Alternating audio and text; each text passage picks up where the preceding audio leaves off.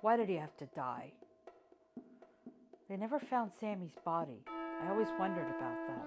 They never found his body.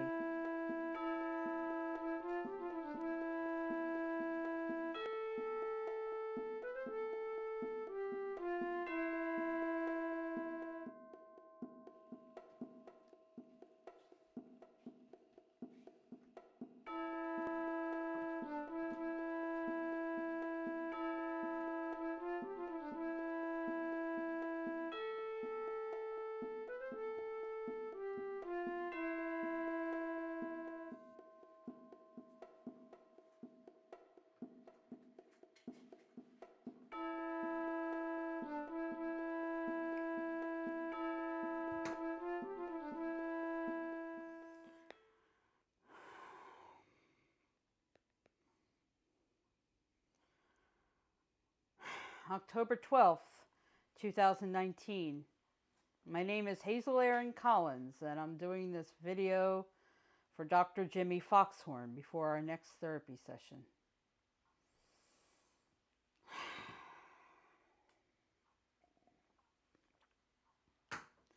Jimmy, you're the weirdest shrink I have ever met. I mean that in the best possible way. I mean, you don't wear a suit. You don't take notes. You just play your guitar while we talk. I mean, you don't even ask for money. You barter for singing lessons.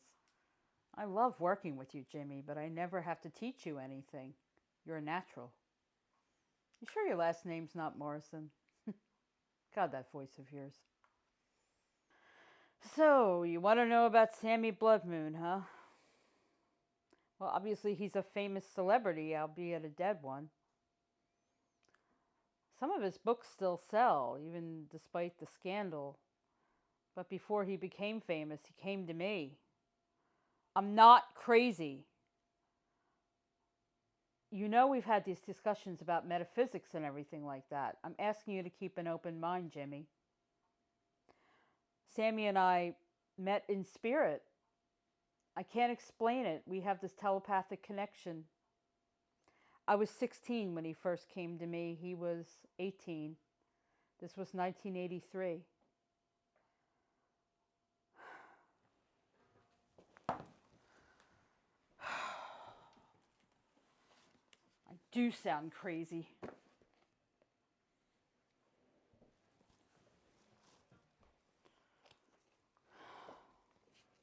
Seven years after we met, he wrote his first book, Lost in the Wolf Pack. He used to compare me to the protagonist in this book because I was always lost in my own wolf pack, the wolf pack being my dysfunctional family. Sammy was born on June 13th, 1965. Gemini, like you, Jimmy. He grew up in New York, and at age 24, he won a writing contest and signed with Del Rey Books, and the rest is history. One bestseller after the other. Lost in the Wolf Pack, Desert Mirrors, Cracked Fireplace.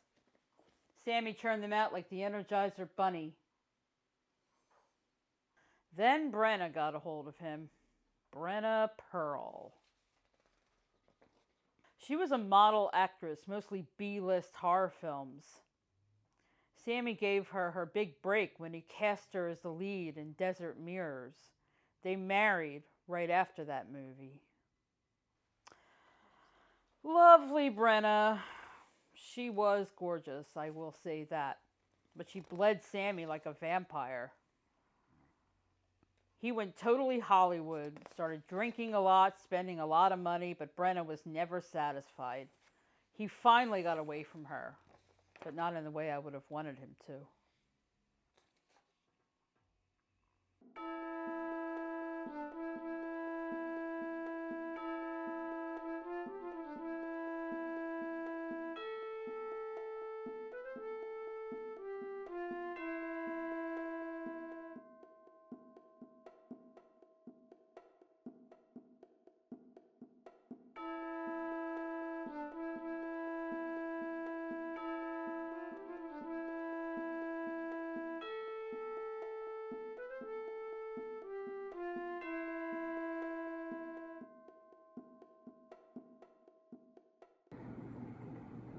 We were together for 2 years before we got married.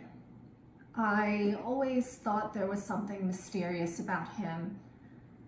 And at first I thought it was sexy, but then no. There was a monster inside of him, much like in his books, always under the surface. For 3 years, he never even hit me, although he was rude and loud. And of course there was his drinking, he was a drunk. And then Christmas Eve,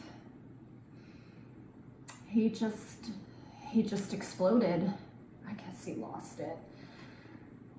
He set the Christmas tree on fire and he nearly burned down the place. And he dragged me outside.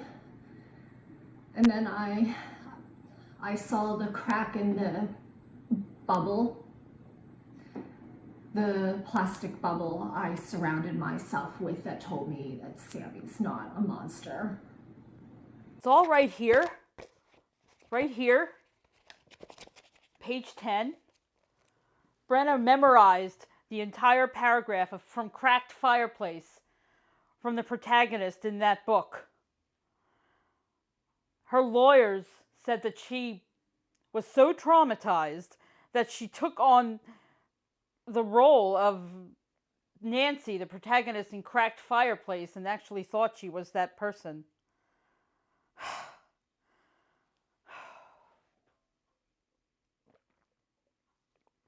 The judge bought Brenna's lie.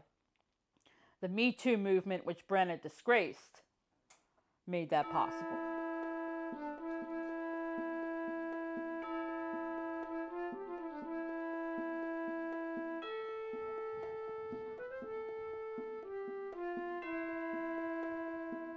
Why?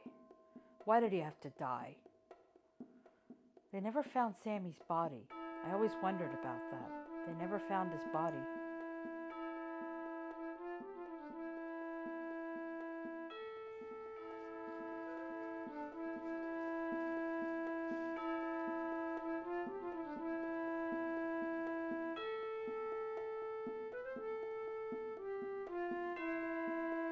I don't know how he escaped Jimmy, but he did.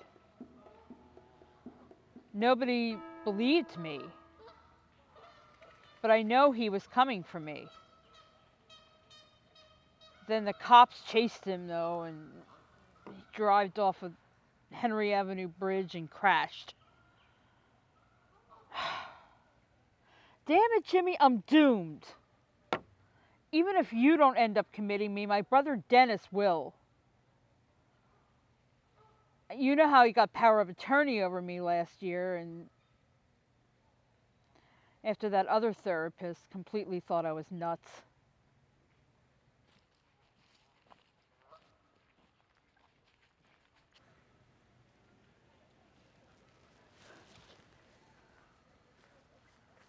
Jimmy? Is that you? Yes, of course it's me, Hazel. Why do you look so surprised? I mean, for a moment there, I thought you were somebody else. Somebody else, huh? Interesting. Did you make that video for me, Hazel? Just finished it. But Jimmy, how did you know I would be here? Henry told me. You know, Henry Avenue Bridge.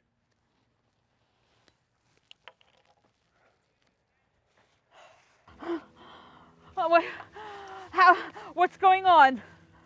Yes, it's really me, Hazel. Sammy, how is it possible that you're alive? I mean, what happened? I made sure the car was totaled so badly, nobody could make heads or tails of anything in there. Then I went into hiding so I could assume the identity of Dr. Jimmy Foxhorn. Whoa. This is heady. I have to sit down. So, you faked your own death, and you assumed a fictional identity of a shrink My shrink. Yes, sweetheart. But how did you manage? Never mind. You could have told me though. I knew you'd figure it out eventually anyway.